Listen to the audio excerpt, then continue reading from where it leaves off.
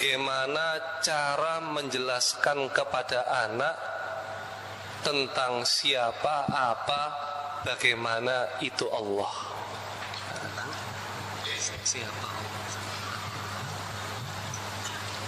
Maksud?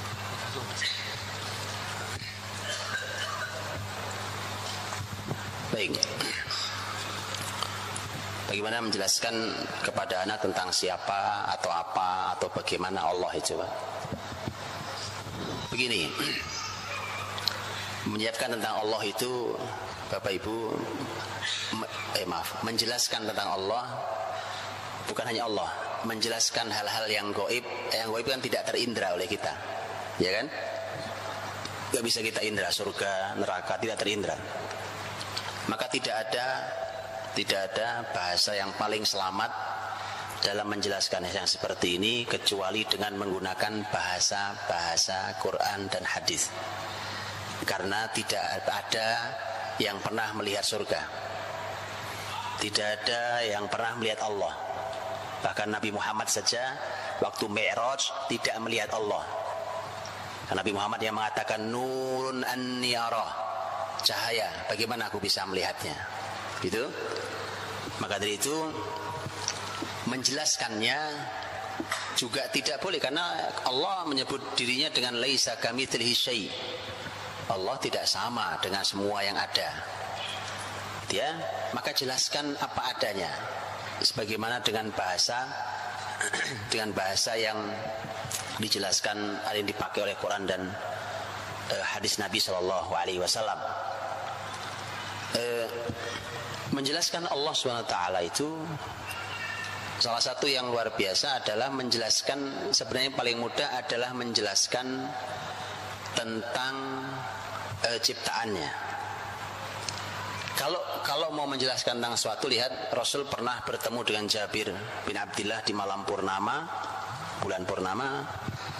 Kemudian Nabi begitu melihat Jabir masih muda sekali, itu lihat Jabir, kemudian Nabi mengatakan, langsung memanfaatkan momentum melihat bulan yang indah purnama itu dengan mengatakan innakum sataruna rabbakum karu'itukum hadzal badr.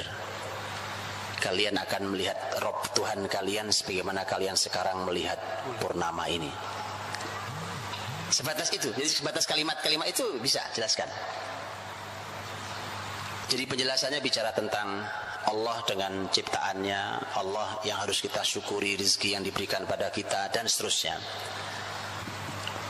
Pola pembahasan tentang zat Allah bahkan itu harus berhati-hati, sekali lagi jangan sampai dia keluar dari kalimat Quran dan hadis Nabi. Harus dicari Quran hadis bahasanya seperti apa.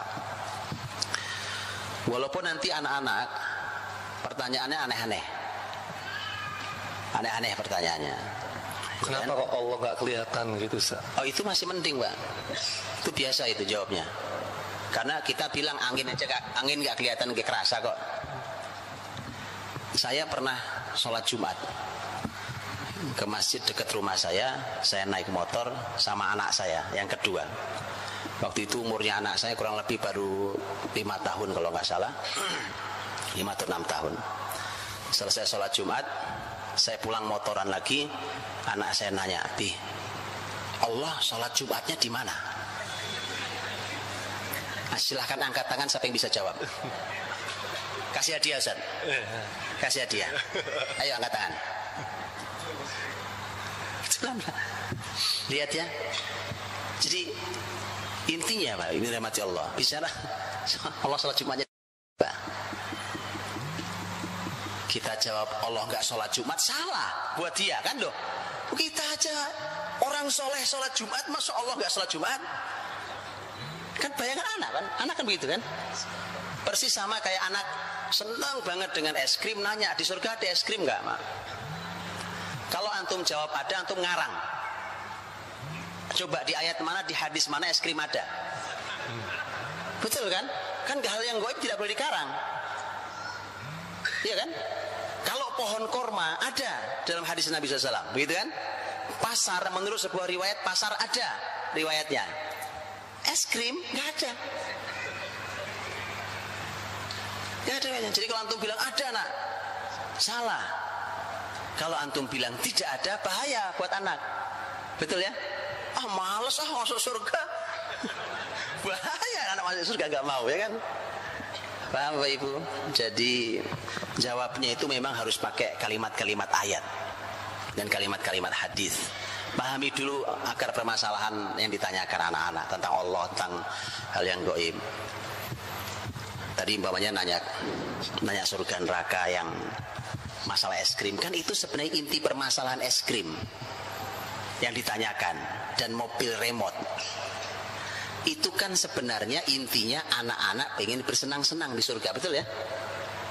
Jadi ingin senang, karena itu yang dia pahami tentang kesenangan, yang paling dia senangi, maka itu yang ditanyakan. Dia harus mendapat jaminan, saya mau senang-senang loh di surga, masuk ada atau enggak ada. Jadi intinya kesenangan. Berarti masalahnya bukan es krim, masalahnya kesenangan. Begitu maksudnya, paham ya? Kalau kesenangan, Quran sudah bicara tentang surga. Contohnya adalah ayat lahum ma yasha'una fiha waladaina mazid. Mereka penghuni surga itu berhak mendapatkan apa saja yang mereka mau. Ini kan maunya es krim sekarang, tapi nggak ada es krim di surga. Maksud saya nggak ada teksnya, tapi Quran jelas memberikan kalimat umum. Mereka akan mendapatkan semua yang mereka mau. Bahkan kami punya tambahan lagi. Bukan cuma yang kalian mau, lebih dari nikmat lagi. Itu aja sampaikan. Iya nak, begini. Kamu nanya es krim ya? Gini, Allah itu nanti kalau dari kalian masuk surga, apa yang kalian mau Allah pasti beri, bahkan Allah tambahi lagi yang lain. Salah apa tidak salah kalimatnya? Tidak salah, saya baca ayat. Saya baca ayat, bukan? Masalah anak menafsirkan sendiri tidak dosa dia, Pak. Apalagi dia belum balik, memang ilmunya baru sampai segitu, gak ada masalah. Anak puas dengan, kalau gitu ada es krim itu tafsiran dia, bukan kalimat saya. Paham ya? Begitu pula dengan Allah yang sholat Jumat tadi itu. Udah ketemu jawabannya? Ya kan? Kan maksudnya anak ini sedang mengukur sesuatu. Jadi pahami dulu masalahnya. Kayak tadi saya bilang, ini es krim itu masalah kesenangan. Ini masalah sholat ini, Bapak Ibu, kan kita harus memahami sholat itu fungsinya apa sih? Sholat itu kan kita lakukan aqibis sholata li dzikri. Dirikanlah sholat untuk mengingat aku, kata Allah. Loh, ini kan sholat malah kita mau mengingat Allah. Dan sholat itu ternyata kan pembahasan tentang sholat, karena itu adalah salah sebagian dari bentuk syukur kita. Karena Nabi Muhammad ketika di dialog dengan Aisyah radhiyallahu anha tentang kaki beliau yang bengkak karena kelamaan sholat malam, kemudian Nabi menjawab, afala akunu abdan syakura. Jadi ternyata sholat itu bukti syukur. Karena kita bersyukur nikmat Allah banyak banget, saya sholatnya rajin. Oke, berarti pembahasannya adalah kita harus mendudukkan dulu sholat Jumat kita ini sebenarnya malah bentuk syukur kita pada Allah, karena kita semua dikasih Allah. Insya Allah. Jadi karenanya sholat justru kita ini sholat Jumatnya untuk Allah, untuk Allah. Karena kita diberi Allah kenikmatan yang sangat banyak, diberi kenikmatan yang sangat banyak. Kemudian kita sholat untuk Allah Subhanahu Wa Taala, kan? Jadi kemudian kita sholat untuk Allah, dan karenanya ini yang harus kita sampaikan ke anak-anak tentang ruh sholat itu.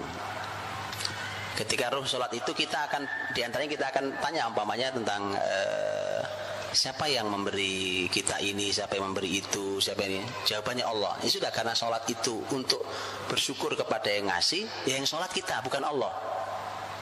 Bukan Allah yang sholat, Allah yang ngasih kok. Allah yang ngasih. Karenanya kita sholat ini untuk bersyukur padanya.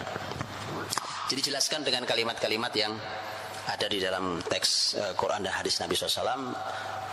Kalau memang jelas ya dijelaskan, kalau memang bahasa umum ya gunakan dengan bahasa umum seperti dalam Quran dan hadis Nabi. Allahu a'lam bishawab.